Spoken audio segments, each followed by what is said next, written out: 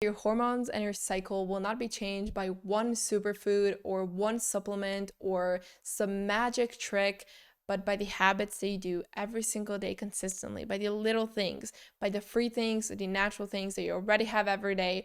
That's how you will actually feel your best, how you will actually gain more energy, gain more clarity, gain the body you want, how you will actually be able to go back to yourself. My name is Anja. I'm from the Mediterranean, from a country called Croatia, and I'm studying to become a certified natural health coach. And in this video, I will be giving you 10 best and my absolute favorite Mediterranean habits to naturally support your cycle and hormones. And make sure to stay until the end because the last one is a tiny habit with a huge impact for your gut health and health of your hormones. Habit number 1 is drinking herbal infusions/teas, but not any herbal infusions, not any tea, but specifically 5 the best and most powerful teas for women's health. Different herbs have different bioactive compounds that can help enhance our health and our hormones, and these are the 5 that have been specifically studied for their role in supporting women's health. They are spearmint, chamomile, sage, nettle, and hibiscus. The key here is to use these 5 teas at the right time during your cycle. So let's start with menstruation. For menstruation, we know that we lose a lot of water, a lot of blood, a lot of minerals, electrolytes. So a crucial thing to do here is to remineralize, to replenish our body with minerals. So instead of reaching for an energy drink, make some nettle tea because nettle is extremely rich in minerals, so it will replenish your body naturally. And then also for cramps, for uplifting your mood, for lowering inflammation, you can do some chamomile tea. During your follicular phase and ovulation, drink hibiscus tea. It is very hydrating, refreshing, and it also contains vitamin C, which is crucial in supporting your health. And then in your luteal phase, drink some sage tea and spearmint tea. Sage tea has been specifically studied more for women in menopause, and then it helps with night sweats and hot flashes, but it is also really good during your luteal phase. And then spearmint tea lowers androgens, which can be pretty high in the second part of our cycle, so that can cause breakouts, it can cause really oily skin. Drinking spearmint tea has been studied to help lower these androgens, and of course this will not happen overnight. It might not happen the first month, but slowly when you get into the routine of drinking these herbal infusions, more mineral-rich drinks, these specific 5 teas, you will notice such an improvement in your hormones and cycle. Habit number 2 is live with the sun. Now, this doesn't mean only getting morning sunlight, getting evening sunlight, which are crucial. Those are the foundations.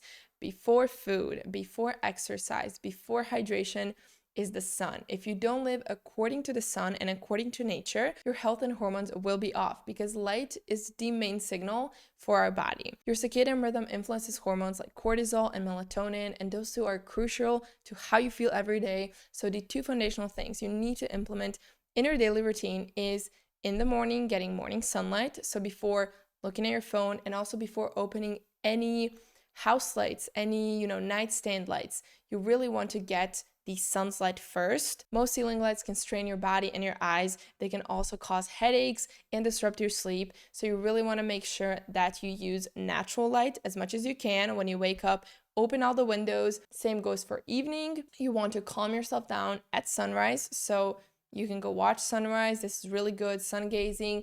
And then between 8 and 10, you should be in bed. Also at night, for example, in the winter, sun goes down really early. So you want to get full spectrum lighting and also dimmed lights. So not LED, bright lighting, but if you're reading, for example, or you're doing some yoga at night, or you're just working, make sure to use dimmed lights. Make sure to also use red light glasses to protect your eyes and protect your sleep. On top of these 3, which are morning sunlight, evening sunlight, and aligning your sleep, you also want to try to eat outside as much as you can. This will not only support digestion, mood, but it will also help your body absorb the nutrients better because we were never meant to eat alone, inside, under LED lighting, but outside in fresh air. This will put you in parasympathetic, which is rest and digest, so your body will be able to absorb the nutrients so much better. You will also get vitamin D, which is crucial for health, and so many people nowadays are deficient in vitamin D, and you will also enjoy your food so much more. You will be more fulfilled and you will not overeat. Eating outside also reduces stress and promotes mindful eating. And what is the result of mindful eating? Well, you feel fulfilled, you absorb nutrients better, you have healthy digestion, you chew better, and overall you feel more satisfied. Habit number 3 is eating wild fish weekly. So for somebody who's from the Mediterranean, this is pretty easy and very traditional to eat wild fish, and especially sardines, which are really high in omega-3 fatty acids. Wild oily fish provide EPA and DHA omega-3s, which are nutrients that support brain health, healthy inflammatory response, and also reproductive health throughout the menstrual cycle. Some of the best options would be sardines, anchovies, wild-caught salmon, Atlantic mackerel, cod, and then what I would personally avoid is king mackerel and tuna, especially canned tuna, because those are naturally higher in heavy metals. So the bigger the fish, the higher content on heavy metals it will have. Focus on the 5 I just mentioned and try to make sure you get them wild, you get them organic, and you get them from a good source. What I always say and recommend is if you can just catch your own fish, because I truly think that we became so ungrateful of the food, and especially if you're eating animals, we became so ungrateful and we buy all these packaged foods. We buy from huge grocery stores, and I'm not going to go into how animals are treated there because it is truly evil. So as much as you can, grow your own food with everything. So from fruits, vegetables, have a farm, have your own chickens, do everything yourself to truly appreciate the food, and then try as much to get also food locally from people you trust. We were never in such an abundance of food that people do not even realize they're eating, do not even care when they eat.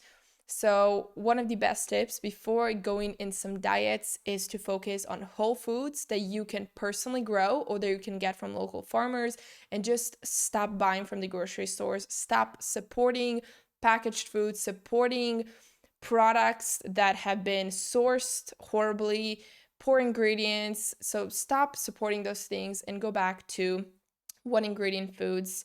And there's also nothing better than waking up and being able to go to your garden and pick figs and pick fresh cherry tomatoes and pick your own salad and have your own eggs. There is nothing better. So slowly start going in that direction, even if it's just a little herb garden, even if it's one cherry tomato. Same goes for dairy. Dairy is detrimental for you if you're buying it at a store. You're better off not drinking any dairy. Try to get dairy raw from happy animals. It's going to support your well-being on a mental, spiritual level, also your physical health, how you look, how you feel, all of those. So truly, with every meal you eat, be grateful and truly appreciate what you have. Pray over your food. Habit number 4 is eat seasonal polyphenol-rich fruits in the morning. Colorful fruits are packed with polyphenols, which are natural plant compounds that help protect your cells from oxidative stress and also support gut microbiome and healthy fertility. Some amazing options are pomegranate, red grapes. So grapes have been cultivated around the Mediterranean for over 6,000 years. They're one of nature's richest seasonal sources of polyphenols. Then also figs, citrus fruits in the winter, wild apples. So apples nowadays, how they taste when you buy an apple from the grocery store is nothing like how apples tasted back in the day. And I truly know this because we have an apartment in Istria where we go, and there was a tree that they cut down now because obviously let's destroy everything. Let's, destroy everything until it comes back to us. But there was a tree that had wild apples. They were small, they were green, they were bitter. So that is the apple that humans were meant to eat, not this modified apples that are being sold now into the store. They're so much sweeter, they're so much bigger, so much more red. So if you have any older apple trees, or you can get maybe some types, I know in Slovenia also, there's different types of older apple trees that are more bitter, that are more natural. So if you can get that, that's perfect. Then also watermelon is amazing, melons, so all the high content fruits, cucumbers, peach, apricots, there's so many fruits. So always eat fruits with the season because then it will enhance your health more, like watermelon in the summer, and then also vitamin C with citrus fruits in the winter. Until 10, 11, or noon, I usually just do fruits, and that's how I feel my best. Maybe in the luteal phase, so right before my period, when metabolism increases, I do have a breakfast also after my fruits. But most of the time, especially in the summer, I feel my best and I have the best health when I just consume hydrating fruits in the morning or until 11, 10, 12. It really depends, but that's what I recommend you to try, and you will see your energy, your skin, your glow, everything will come back. And why is this so beneficial is because your body goes through different phases during the day and during the night. There's phases where your body's cleansing, where your body needs energy. There's phases where your body's repairing. And in the morning up until noon, your body's going through a cleansing process. And fruit is here the best because it supports and enhances this cleanse, especially high water content fruits. And also your liver is usually working up until 9. So if you're consuming a heavy breakfast at 8, right when you wake up, you go and eat bread or eggs or just heavy meals, this is not going to be really optimal. Habit number 5 is stop fearing healthy fats and start including them in your diet. Healthy fats are not the enemy. They help your body absorb vitamin A, D, E, and K, and also provide essential fatty acids that support overall health. So some of the things you can include in your diet are ghee, butter, avocados, extra virgin olive oil, olives, again, as we were talking, fatty fish, nuts, seeds that are sprouted and soaked, also egg yolks and coconut oil. All those things, you do not want to fear fats. And biggest misconception is that fats will make you fat. But that's a complete lie because Mediterranean people have been eating fats and they consume fats in all kinds of forms, and they're not fat. They're actually one of the most lean and healthy people on earth. So don't fear fats. Of course, eat everything in balance. There's people who overdo things always. But I feel like what I've learned is even with natural foods, just keep the balance, keep the flow, and you will be thriving. I also see these trends and people doing olive oil shots on an empty stomach when that has a place too. I personally also did a liver cleanse and I was taking olive oil shot with lemon juice, with black seed oil, different kinds of mixture, and that helped me so much. But it is not something that I would recommend doing every single day, taking olive oil shots on an empty stomach.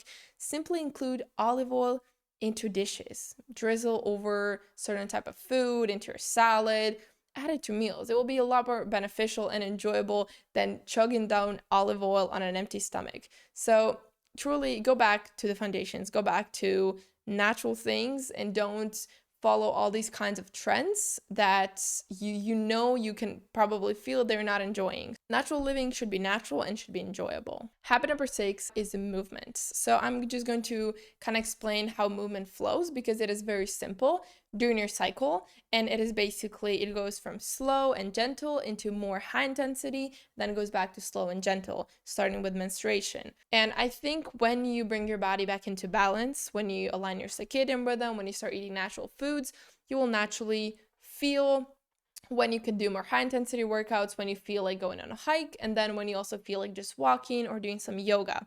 But in general, that's kind of how it flows. Luteal phase and menstrual phase are more slower activity, gentler activity, and then follicular phase ovulation, you can do more high intensity, you feel more energized, more motivated. And one really important Mediterranean tip that I also recommend all women to start applying in their life is to stop stressing their body out, stop doing hard, intense workouts every day, but instead implement natural movements like walking. Walking is one of the best movements you can do as a woman.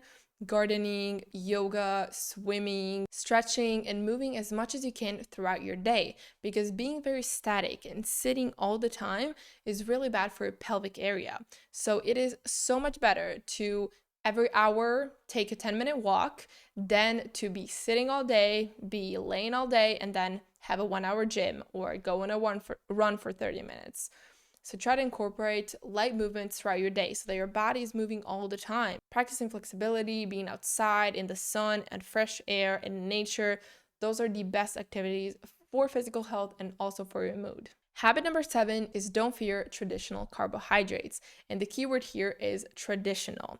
So these complex carbohydrates will provide steady energy. And so many women also say they feel a lot more satisfied, a lot more grounded when they include some root vegetables, some sourdough, they eat a little bit more of fruits because fruits also contain carbohydrates, maybe some white rice, organic white rice, maybe some quinoa. When you include those healthy complex carbohydrates, before your period, you will feel so much more nourished, your energy will be good, you will not feel so exhausted, and you will also not have this constant need to eat something. In the luteal phase before your period, energy demands naturally increase, so your body burns more calories, the metabolism is higher, your heart rate is higher, so you do need more calories. Now, this doesn't mean you need to indulge in a lot of carbs, especially not processed carbohydrates or processed sugars, but simply going to the natural form of carbs, which is vegetables, especially root vegetables. So potatoes, sweet potatoes, squash, those are so good. With the grains, legumes, and nuts and seeds, if you're consuming them, if you feel like they're good for digestion, always make sure to soak them overnight. You can also sprout them to decrease the anti-nutrients and also to improve digestibility and benefits for your body. Habit number 8 is eating bitter greens, but again, the key is when. The best time during your cycle to eat bitter greens is after ovulation until your period, because that is the crucial time where you want to support your liver to eliminate estrogen. Because as we know, estrogen is being built in the first half of your cycle until ovulation, and then after that, progesterone becomes more prevalent, more dominant, and so we want to be able to eliminate estrogen so it doesn't recirculate in the body, because this can then cause the pre-period and period problems and symptoms when you have really high estrogen and when your liver is sluggish. Some things you can include are arugula, fennel, olives, artichokes, and dandelion root. Habit number 9 is eat natural, real food, not diet foods. So this also brings me back to what I was saying before, just focus on ingredients. So not packaged foods, even if it's health food. There's no need for you to eat packaged foods when you can just eat whole food in its natural form. So as much as you can, there's sometimes where we need to buy some packaged food. Maybe we're going on a trip or we like to get a bar. It's okay. But majority of the time, as much as you can, try to focus on just fresh, whole foods and not diet foods, gluten-free things, low-fat products. All of those are not natural, they're processed, and they're also not going to help you lose weight, they're not going to help you feel healthy, they're not going to help you look good. Don't obsess over calories, but simply always try to remember these 3 rules that I always say, and they're number 1, whole foods, number 2, sourcing, and number 3, quality. I talk a lot about them on my YouTube channel, and they also make sense. Eat whole foods, natural foods that you can see the ingredient, you can see a sweet potato, you can see, I don't know, an apple. Number 2, sourcing. Again, where is this food coming from? Who grew this food? Does the person use pesticides, herbicides? How are the animals treated? And then number 3, quality. Is it processed? Is it heated? Is it, how good is the quality? You want to buy food that is very high quality. Focusing on these 3 rules will help you so much more than any type of diets or elimination or obsessing over certain type of food. Here also just quickly want to mention one very important thing is hydration, because that also goes into food, because hydration is food for your body, it's food for your life. And you want to consume filtered water, so not toxic tap water. You want to also consume electrolyte-rich drinks like coconut water, lemon water. You can do herbal infusions, as I was talking. You can do fruit infusions in the summer, fresh, live fruits and vegetables, raw milk. Also, if you can get it local, raw. Don't only focus on drinking filtered water, but also include hydration from living foods. And habit number 10, which is a small habit, small addition to your daily life that will support your gut health crazy. And then when your gut health is good, your hormones will also be healthy. Your cycle will be better, is including herbs, wild herbs, fresh herbs into your meals. Adding herbs like wild oregano, rosemary, thyme will help balance our gut flora, so the balance between harmful organisms and beneficial organisms, which will keep your gut thriving. You don't have to start with all of these 10, but simply start one by one, implementing them to your daily life, and slowly you will start feeling your best and you will start finally thriving in your body during any phase of your cycle.